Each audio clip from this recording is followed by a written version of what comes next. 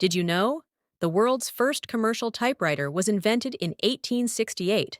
It was designed by Christopher Latham Sholes, an American inventor. His creation, known as the Sholes and Glidden typewriter, was the first to make typing practical. And guess what?